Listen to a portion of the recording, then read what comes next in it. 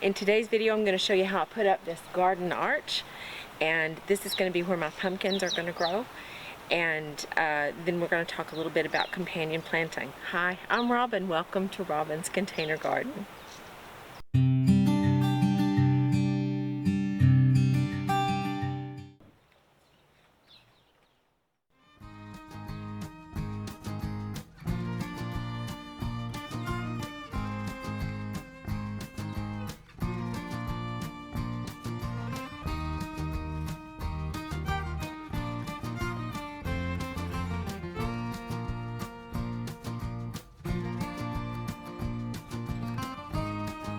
So I've got all my tools, which is something that you definitely want to try to have ahead of time, is everything that you need to put your garden structures together. I've got a screwdriver, I've got different bits because I don't know what kind of screws they are, and I've also got some scissors and some zip ties, and I'm going to be putting everything together with all that. Then once I'm finished, I'll put some chicken wire over the top. So I'm going to fast forward it so you don't have to sit here and watch me scratch my head all day. So here we go.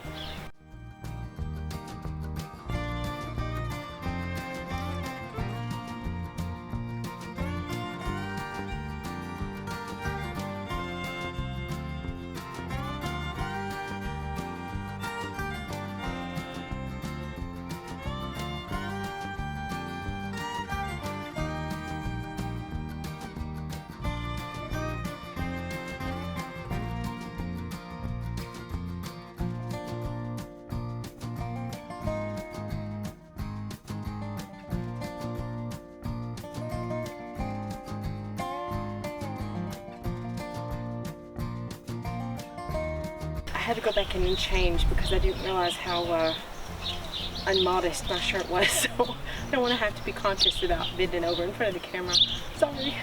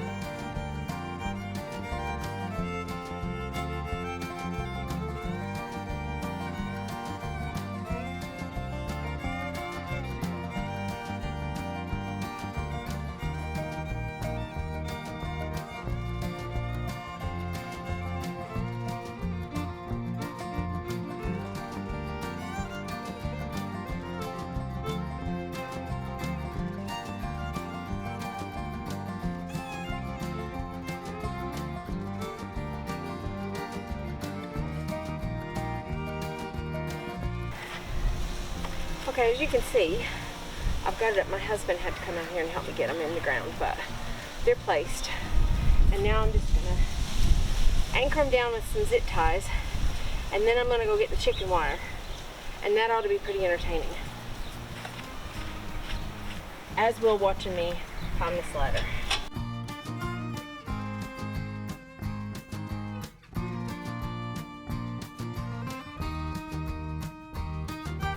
Now, okay, I'm just going to snip the ends of these off.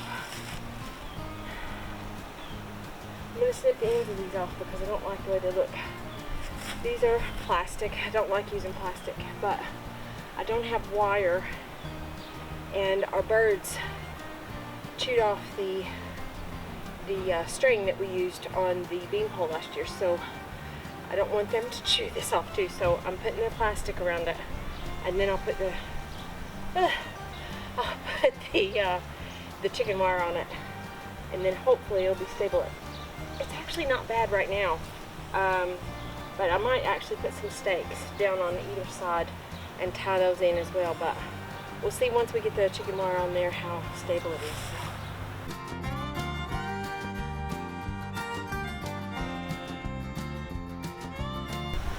If I'd have known there was wire on there this much, I might have just used that.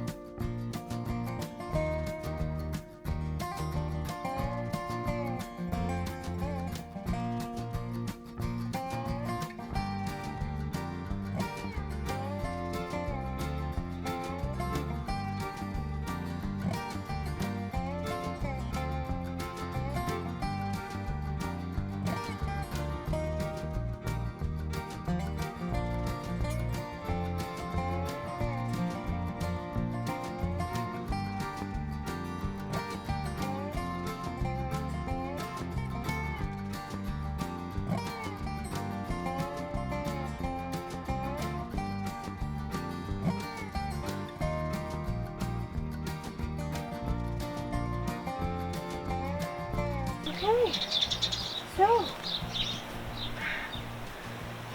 I was able to do it by myself, except for putting it up and putting it in the ground. I had to ask for a little bit of help for that. But other than that, I know it looks like a bit wiggity. Like I said, I'm probably going to put some stakes in the bottom on either side, on the outside, maybe even one in the middle, just to tie it in and keep it a little bit more immovable.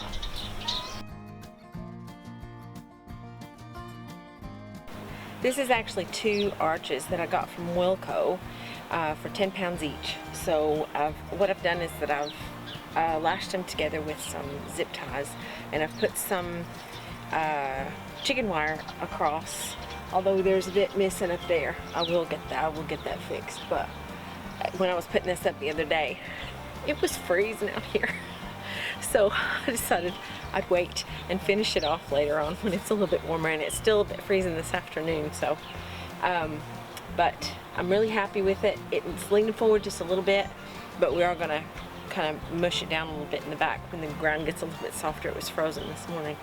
So this is where it's going to be. I don't have a natural place for a garden arch in our garden. We have a gate at the front, and it'd be great to have it there, but because we're going to be growing pumpkins up this arch, we decided to make this a garden feature instead of a through arch. So what I'm going to do is I'm going to put some flowers here in the middle under the arch, and then the pumpkins are going to be growing on the outside. The idea that I got from growing pumpkins up an arch was from Emma's Allotment Diaries. A link to her channel is down in the description. So if you want a good laugh and some really sweet videos, you need to go and have a look at her videos because she has this natural sense of humor that is fantastic. But she grew miniature pumpkins up her garden arches in her allotment down in London last year, and I thought, you know, I think I'm going to give that a go. So I'm going to be growing Baby Boo, and you'll see a picture of that on the screen, and I'm also going to be growing some Jack B. Littles. I've got both sets of seeds from Premier Seeds Direct, so I'll put a link to their website again in the description down below. And the reason that we're going to make this into a little garden feature is because just, you can't see it from where you're at the moment, but just to the right of this garden arch is the window into the house, into the living room. I'm going to be putting a seating area underneath here, and so we'll be able to really enjoy this part of the garden. There's not a lot growing here but lawn. We have a hedge behind you, which you can't really see at the moment, but you've seen that in other videos. So we wanted a place that we could come and relax and unwind after a day's work and that kind of thing. So we are going to make this kind of our little relaxing area. So I'm going to put flowers under here that are companion plants for the pumpkins. Now if you can hear the birds, they have decided that they're going to be my co-stars, so I can't give them credit because I don't know their names, but you'll know them as the birds. They're very loud birds. But I'm going to put some nasturtiums here, and I'm going to put some marigolds here. Both are companion plants for pumpkins.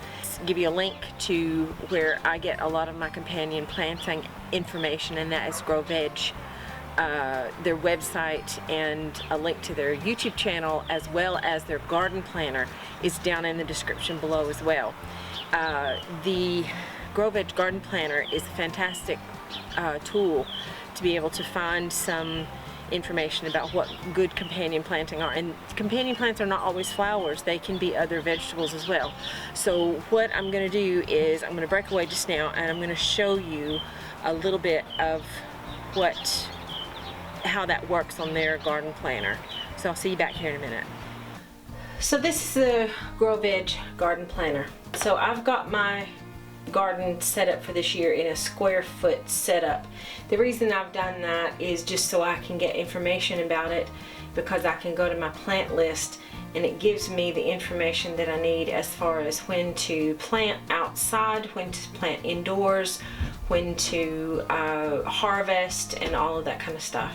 But for the companion planting, okay, so we're going to check out companion plants for corn. We're going to type in corn, and then we're going to click show close companions. Now this tells me that the companion plant for corn, one of them is garlic. Now the garlic actually helps the corn, but lovage, for instance, has a mutual benefit. So lovage is helped by the corn, and the corn is helped by the lovage.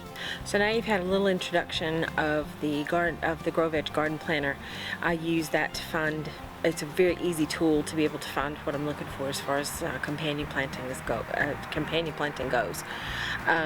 So what are you going to be using for companion planting this year? Be sure and let me know in the comments below. I'd love to get a dialogue started back and forth with people. So we finally have some color in the garden. I'm so excited, you have no idea. I'm so sick of not having any color. So we've got color in the garden now. I can smile a little bit. I'm filming outside again, which is fantastic. So until next time, stay safe, take care. Bye y'all.